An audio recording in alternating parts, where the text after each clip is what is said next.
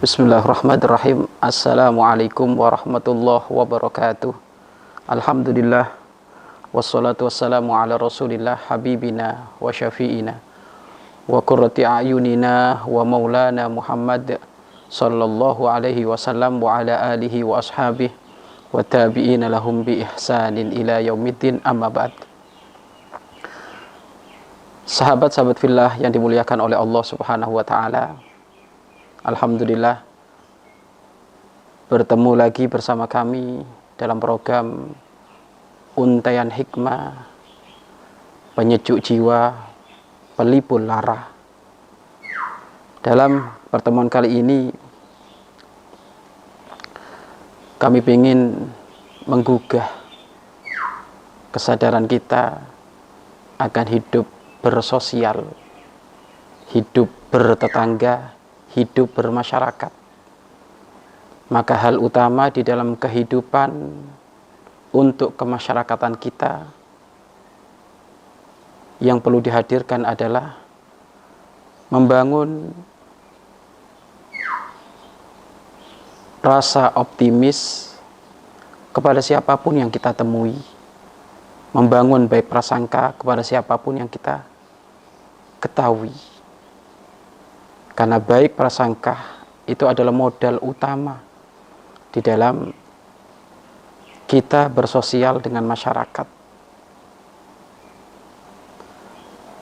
Lebih hebat lagi adalah melihat mereka dengan mata kasih dan cinta. Melihat mereka dengan mata kasih dan cinta. Pandangan yang menyejukkan kepada siapapun yang kita ketemui, itu adalah asas utama di dalam kita bergaul, bermuamalah. Maka dalam sebuah catatan yang pernah kami tulis, pandanglah mereka dengan kasih dan cinta. Allah Subhanahu wa ta'ala bisa menjadikan baik seseorang bagi siapa saja yang ia kehendaki. Bisa jadi seseorang hari ini adalah ahli maksiat, namun esok hari bisa jadi ia lebih dekat kepada Allah Subhanahu wa ta'ala. Maka kita harus berbaik sangka dan berkasih sayang dengan siapapun yang kita ketemui. Ini adalah cara pandang baginda agung Nabi Muhammad SAW. Suatu ketika diceritakan ada seorang tukang mabuk. Siapa sih yang nggak tahu tukang mabuk? Sampah masyarakat, perusak kampung, perusak negara, sebab mengundang murka Allah Subhanahu wa ta'ala. Ternyata tukang mabuk ini datang kepada Rasulullah Shallallahu alaihi wasallam. Apa yang dilakukan oleh Rasulullah? Apakah diusir tukang mabuk tersebut? Tidak. Apakah oleh Rasulullah dicuekin? Tidak. Akan tapi oleh Rasulullah disambut. Di saat datanglah tukang mabuk tersebut disambut oleh Rasulullah, "Ta'al, duduk di sini. Sini kamu, duduk di sini." Bukan Rasulullah mentang-mentang beliau adalah ahli Al-Quran, ahli hadis, orang yang paling dekat dengan Allah sehingga tidak mau dikunjungi orang-orang yang ahli maksiat kayak gitu. Akan tapi Rasulullah Masya Allah menampakkan kasih sayangnya. Sehingga kata Rasulullah Sallallahu alaihi wasallam, "Ta'al, duduk sini kamu." Duduk di sini dikira dimarahin oleh Rasulullah, tidak. Biarkan berlalu duduk dengan Rasulullah berhari-hari.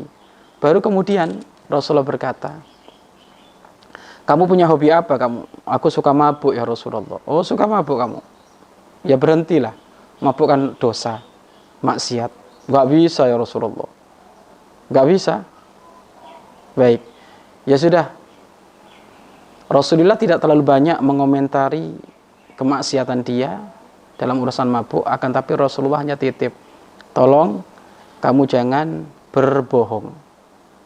Kamu jangan berbohong." Maka ditengok-tengok oleh si orang ini, duduk dengan Nabi Muhammad kok enak. Duduk dengan Rasulullah SAW kok nikmat. Tidak ada caci makian, tidak ada perendahan. Malah saya dikasih nasihat jangan berbohong. Bukan dibanyakin nasihat masalah minuman keras, khamr, enggak. Tapi tolong jangan berbohong. Ternyata makna kalimat jangan berbohong ini setelah ditelaah begitu dahsyat maknanya. Karena muaranya seseorang itu masuk kepada lingkaran akhlak yang jelek itu ya gara-gara berbohong. Maka tatkala dia ketemu temannya akan mabuk, ketemu temannya diajak minum, maka dia ingat, duh, saya kalau minum, nanti kalau saya ditanya oleh Rasulullah, jawabnya gimana? Sedangkan saya nggak boleh bohong. Kemudian saya ini sudah duduk dengan Rasulullah, lah kok ternyata saya ngomong, ya Rasulullah baru selesai dari mabuk, ya nggak enak juga saya. Waduh gimana? Akhirnya dia pelan-pelan menghindar dari urusan mabuk tersebut. Sehingga sampai dia menjadi orang yang keluar dari wilayah kemaksiatan mabuk tersebut. Artinya apa? Kesantunan dan kasih sayang yang ditampakkan oleh juru dakwah itu mampu menggugah kebekuhan hati yang keras, walaupun sekeras batu dan sekeras baja. Hal inilah yang patut harus digaungkan, disuarakan oleh khalayak umum. Masyarakat ada di sana, khususnya orang-orang yang sudah masuk wilayah dakwah, maka utamakan hal ini. Bahkan diceritakan pula, datang lagi tukang zina. Siapa yang nggak ngerti zina? Dalam arti dosanya kayak apa? Dosanya sangat besar urusan zina. Akan tetapi, masya Allah, tukang zina ini datang kepada Rasulullah SAW. Maka laki-laki Rasulullah tidak menghujat, laki-laki Rasulullah tidak merendahkan, sudah duduk sini. Sehingga tatkala sudah duduk dengan Rasulullah SAW, maka oleh Rasulullah ditanya, apa hobimu? Aku tukang zina ya Rasulullah, zina terus, kata dia. Zina terus? Iya, zina dosa loh. Bertobat kamu ya. Gak bisa ya Rasulullah, masih doyan, gak bisa. Benar gak bisa? Gak bisa ya Rasulullah. Tobat gak bisa? Gak bisa ya Rasulullah. Baik. Kamu punya istri? Punya ya Rasulullah. Kamu punya anak? Punya ya Rasulullah. Kamu punya ibu? Punya ya Rasulullah. Baik. Saya mau nanya, maukah istrimu dizinain?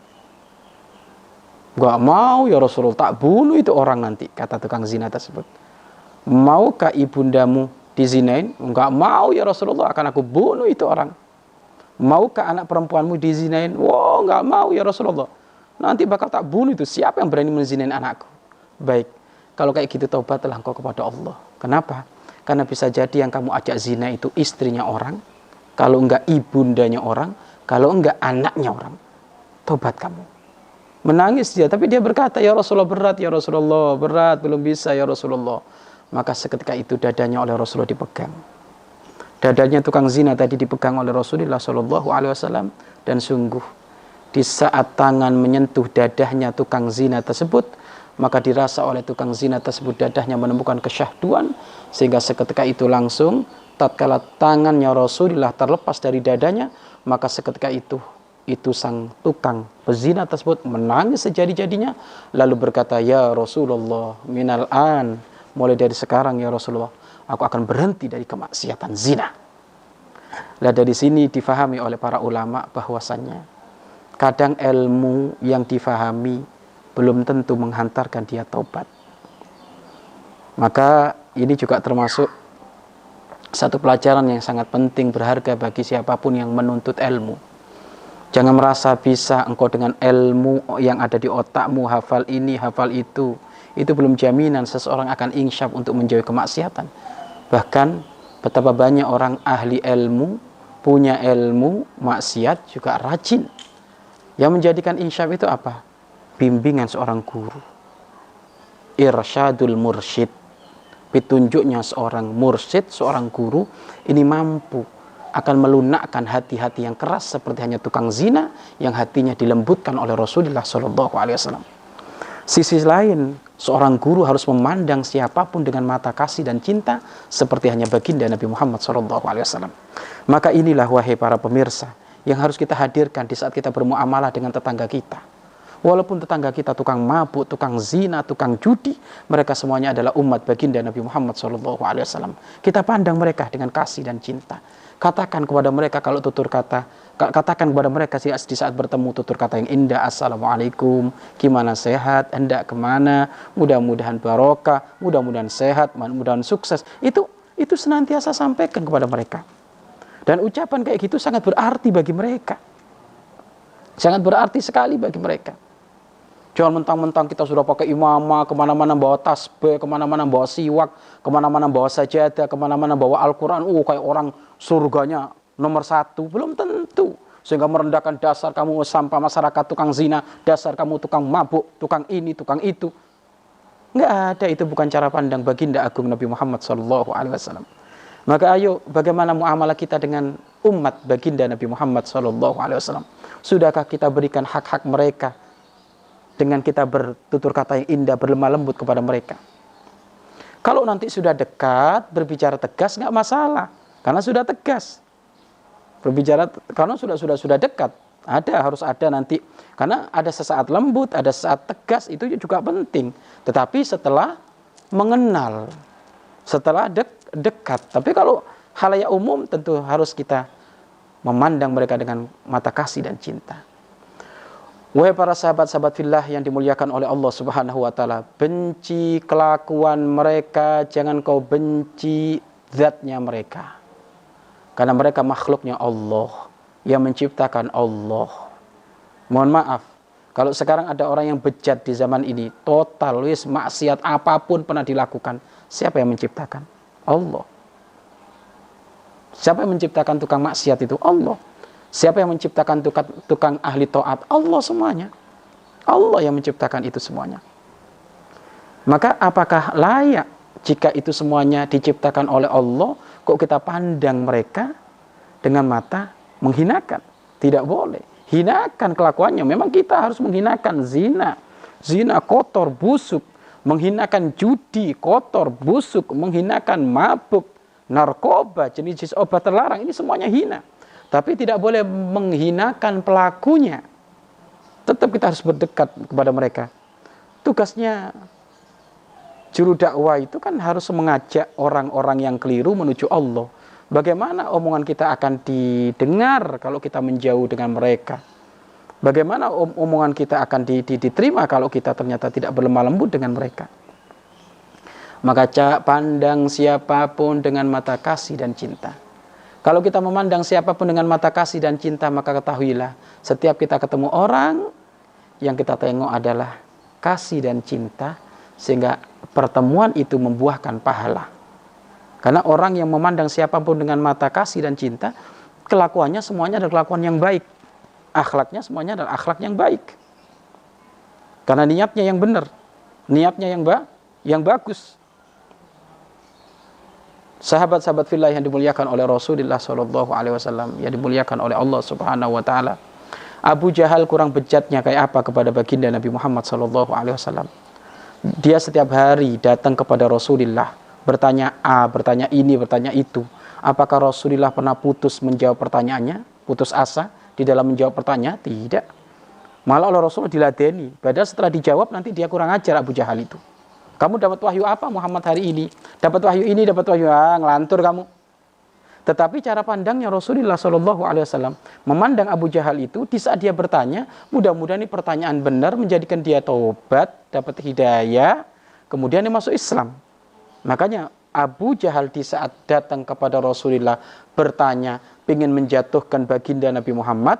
Sisi lain Nabi Muhammad yang ditanya, di saat Abu Jahal membawakan pertanyaan, Rasulullah merindukan mudah-mudahan Abu Jahal bisa masuk Islam. Lah ini satu cara pandang yang berbeda antara Abu Jahal dengan baginda agung Nabi Muhammad SAW. Yang selamatnya mana? Yang memandang mereka semuanya dengan mata kasih dan cinta.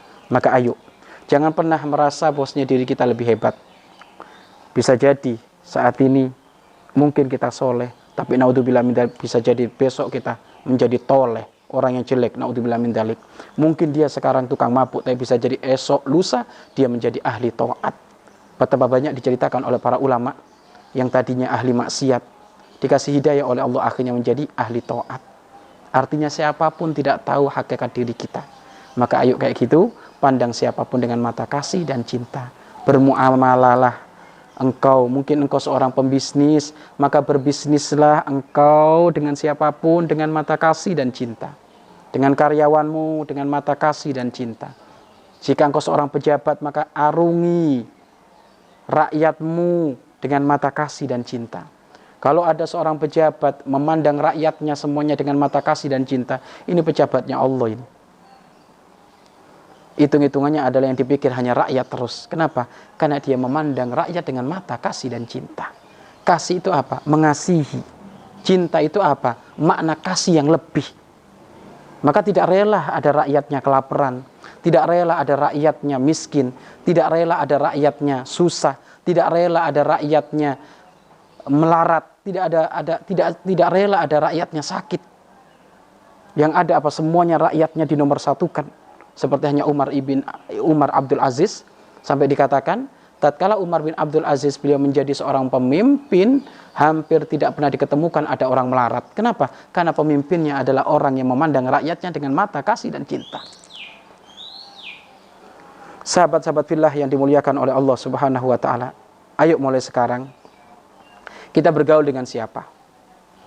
Pandang mereka dengan mata kasih dan cinta, agar supaya bermuara segala kebaikan kita dapat, segala pahala kita dapat. Wallahu a'lam bishawab.